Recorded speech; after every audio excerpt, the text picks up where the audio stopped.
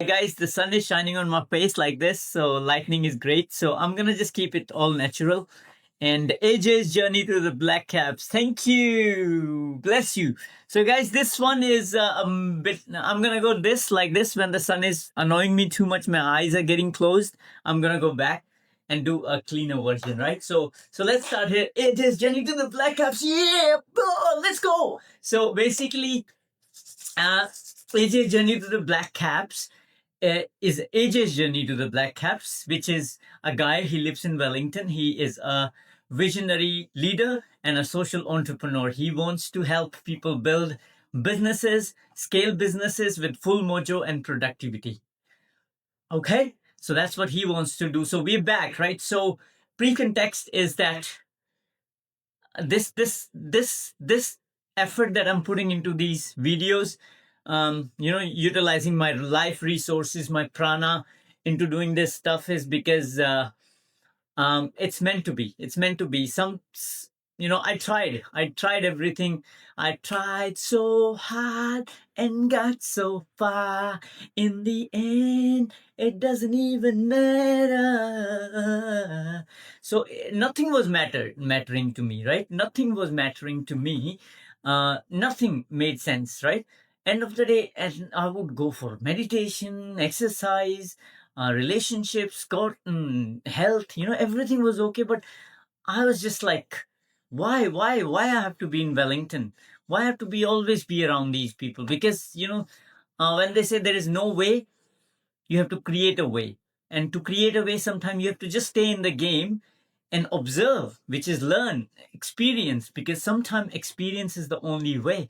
So I experienced few good things, great things, the divine communion, the spiritual connection. I felt like, and it's esoteric, and it's like some people cannot believe it, or I also did not believe it. But man, these guys, when the like back in the days, like I think 2016 was the first game when I watched at the Basin Reserve here in Wellington.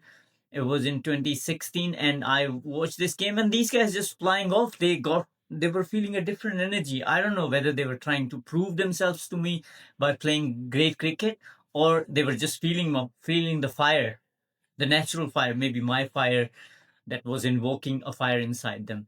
So very good connection. These guys looked at me, of course, like a guiding figure, like an inspiring figure, but I just did not look at me like that back then, right? They felt very good energy. So what was happening, so many things happened, right? So many things, and I did not know what was happening. This is meant to be. When you say meant to be and we resist something, if I'm meant to be an encouragement coach for black caps, they might be resisting, they might be fighting themselves to not let me get to the top, not get to the top, to get to in a position which is meant to be, really, like, for me and for them, for the larger movement of life in Aotearoa or New Zealand. So many things have happened which I have not talked about. Uh, so I'm gonna just talk about those things first, as to why AJ's journey to black cap is important. Black caps is important. First thing is, when I was like in 2016, so these guys were just getting the good energy when they needed the energy, and energy was automatically happening back in the days. Like, so if these guys needed fun energy and I was showing up, they were getting the fun energy. If they needed relaxation energy, I was showing up, there was a relaxation energy. And everything was dying, but there's something missing. Some sort of fear was in between, which was keeping us separate. These guys would run away from me, and I would run away from them. I think that was generational trauma, right? And that was my relationship with Shakti and their relationship with Shakti, which is feminine energy, power, feminine energy, life. So, cause of I had a hard upbringing, and these guys struggled their way to up. We both were not accepting that, yeah, this is the life, and this is the life of abundance, and we're gonna live this life of abundance. The black caps and firebirds guys, and and me. So since we come from different backgrounds, there is a lot of influence they have. Like, I'm an Indian, and I have like their whites. So there is like racial and national conflict is there, but our soul knows, their soul like me, and my soul like them, and it's like a soul tribe kind of thing. So I These guys don't believe it, but they feel it, right? They can't logically understand, but they feel it, right? I can't logically understand, but I feel it, right? Right. So that's that. So it's like a soul-based connection, which is meant to be, and that's why I'm doing this series. Hopefully, in order to get some work, work with them, get into some work with Blackcaps, and hopefully help them lift men's World Cup, first men's World Cup, right? From behind the scene, like not leading from the front, but by supporting the players. So there are a lot of stories I'm going to be talking about, but the first story we're going to get down into the work in this one, a review.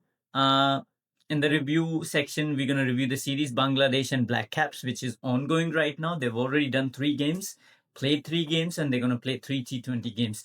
In the first game, it was just a win for us. The mood, very first game, the mood of all the guys was very down. You could see, like, although they were playing cricket, but they were mostly dragging through. And the players of Bangladesh, they were very, very, very heavy, feeling heavy, stressed, and not really enjoying to lead the expectations of a nation. Instead, it was just like a job or another day, another dog, that kind of situation. That was the energy of the first game, but New Zealand won the game, which was nice. And sometimes I also picked up on some boredom on their faces, so that's all right. Second and third game. So second and third game, if you see, New Zealand team lost the games. Um, now now I don't know how they're feeling about it, but from an external perspective, from a perspective, from a clarity perspective, you see everybody had to pitch in little bit. So New Zealand team, this has a history where individuals do not really have their center, like what's my role in the team and how much I have to give. If everybody pitches in a little bit, team could win the game. So basically, let's take example of Mo Abbas.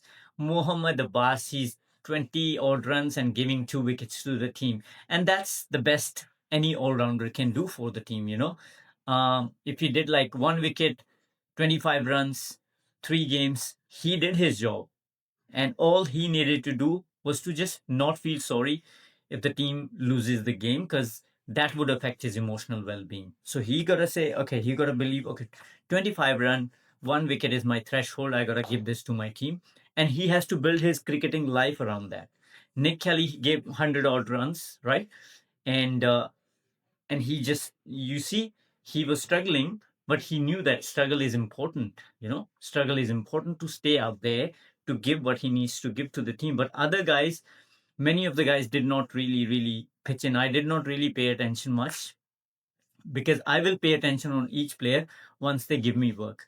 If they hire me as an encouragement coach, I will pay attention to each cricketer of Black Caps, and I will help them set up their goals and then achieve them goals. So if we are like giving the goals, right? If we are all meeting our individual goals, if say for the last game, 20 Black Caps had to score 265 runs. So for 265 runs, if everybody had to say pitch in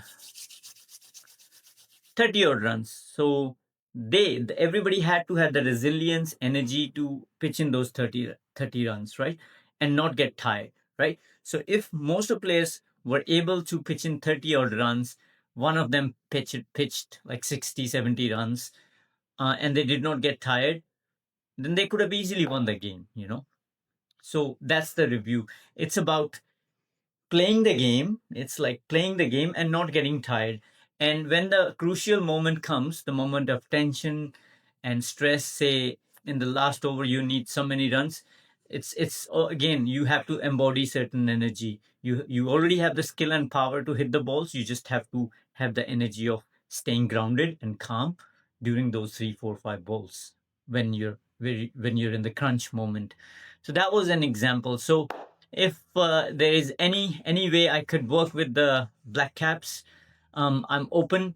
You guys can recommend, share the video, subscribe to the channel, pump the energy up into the channel so that I could get some work with the Black Caps. And yeah, link, like, subscribe, share the channel. And then if anybody wants to reach out to me, my email address is ajay@resilientaction.co.nz. ajay@resilientaction.co.nz. That's our email address. um you just can just yeah, just say whatever you guys are professional. Just say whatever you want to say in the email body, and I can get back to you, or I can get someone from the team get back to you, and we'll go take it from there. Thank you so much for watching the video, listening to me, and I will be back with another review or another story about AJ's journey to the Black Caps. I'll see you guys around. Bye.